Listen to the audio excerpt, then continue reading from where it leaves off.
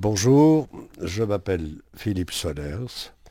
Je publie maintenant un roman qui s'appelle Trésor d'amour, qui est un roman très resserré sur la ville de Venise que je connais bien dans toutes ses circonvolutions.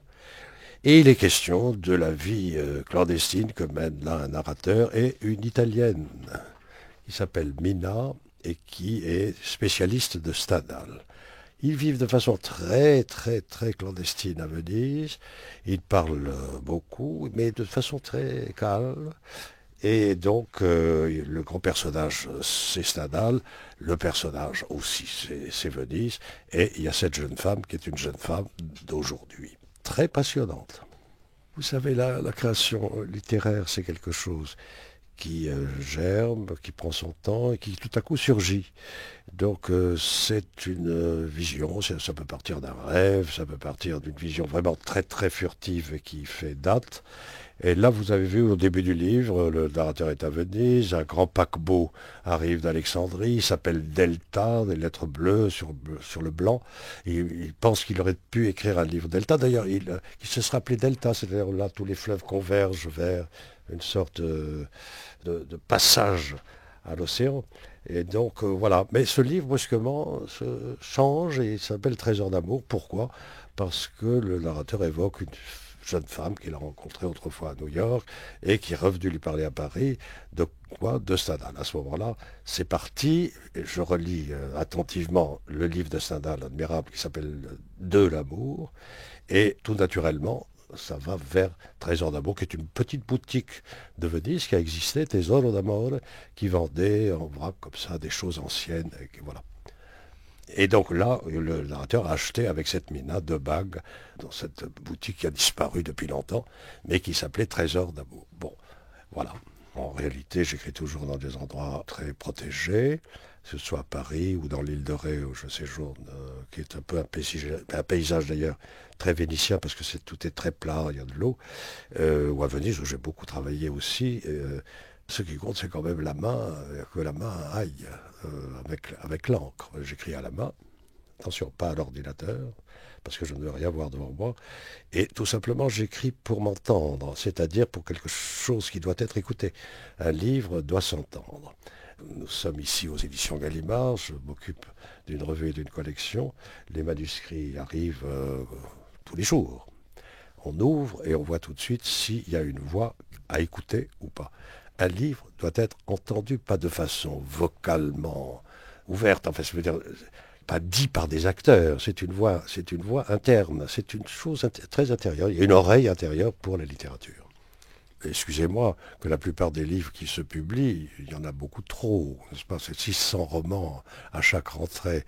Donc c'est intéressant de vérifier le vide, l'inanité, la médiocrité, la pauvreté. Il y a très peu d'auteurs qui tiennent le coup sur une année. Vous le savez aussi bien que moi. Il y a quelques vedettes qu'on attend toujours avec curiosité.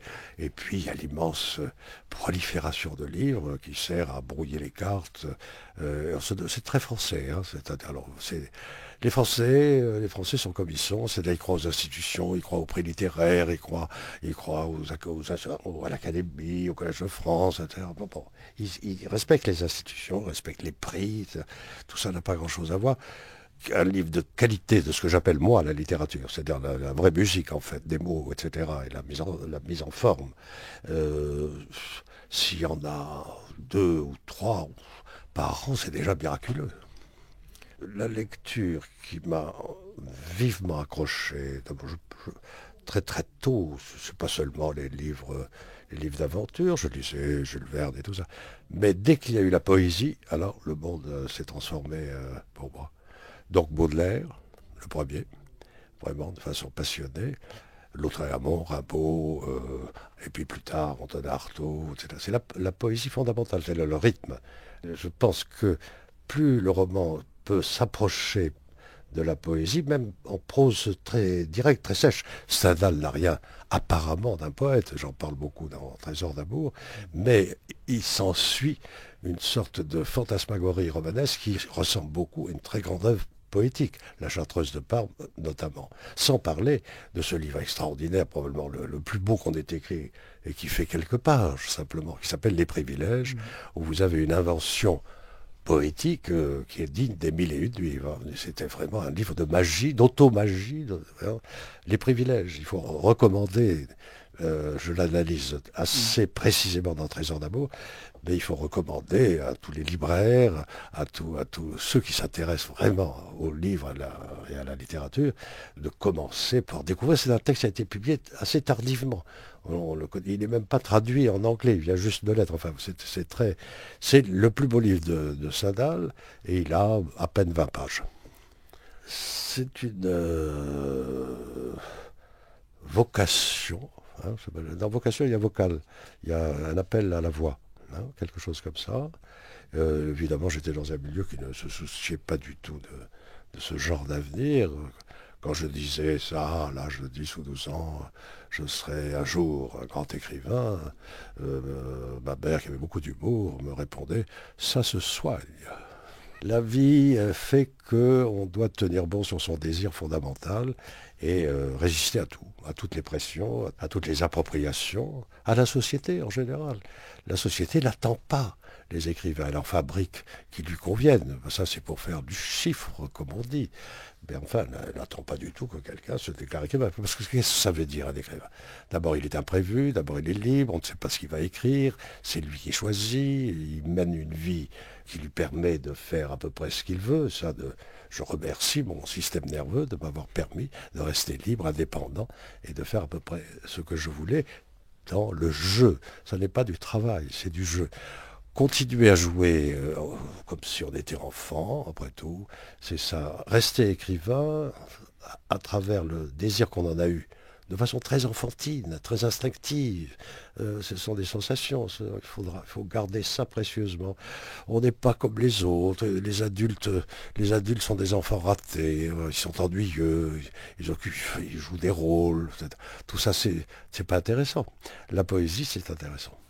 Les écrivains servent à faire apparaître les limites de la pensée, si on peut appeler ça de la pensée, sociale. Un écrivain, c'est toujours mal vu. La fonction fondamentale d'un écrivain, c'est de faire apparaître les censures, les refoulements, les impasses de la vision sociale des choses. Et à moins d'être un écrivain vraiment servile, qui donne à la société ce qu'elle a envie d'avaler, à ce moment-là, c'est plus un écrivain, c'est quelqu'un qui produit des livres. Bon, il y a des best-sellers, bon, ça n'a rien à voir. Le succès pour un écrivain est toujours un malentendu. Donc il s'agit d'organiser les choses de telle façon que de temps en temps, il y ait un malentendu positif. Trésor d'amour va avoir un certain succès, j'en suis ravi, mais c'est un malentendu fondamental. Mais c'est pas grave. Les librairies, moi j'ai des souvenirs absolument enchantés de librairies. Pour vous donner seulement un exemple, il y avait la librairie Ferré à Bordeaux, je la revois, qui était d'ailleurs très très ancienne, poussiéreuse, mais il y avait des livres entassés à peu près n'importe comment. C'est là que j'ai découvert un jour, par terre pratiquement, un livre de Georges Bataille qui s'appelait L'expérience intérieure. J'ai pris ça, je devais avoir 16 ans, 17 ans. Je l'ai encore, ce livre, il est tout fripé, mais je ne l'échangerai pas pour une nouvelle édition. C'était l'époque où il y avait une respiration étrange dans les librairies. Pour ce roman, qui n'est pas un relevé des lieux, mais une expérience sensible des lieux et de Stendhal, puisque Stendhal a eu un éblouissement italien. Il revenait de la campagne de Russie, il a découvert l'Italie, il a été ébloui. Il n'y a pas tellement d'auteurs français qui ont cette perception intense de l'Italie à cause de ses expériences amoureuses, notamment, que je décris. C'est l'éblouissement italien à travers ce roman. Si je peux faire partager ce sentiment profond, j'en serais tout à fait content. Merci beaucoup.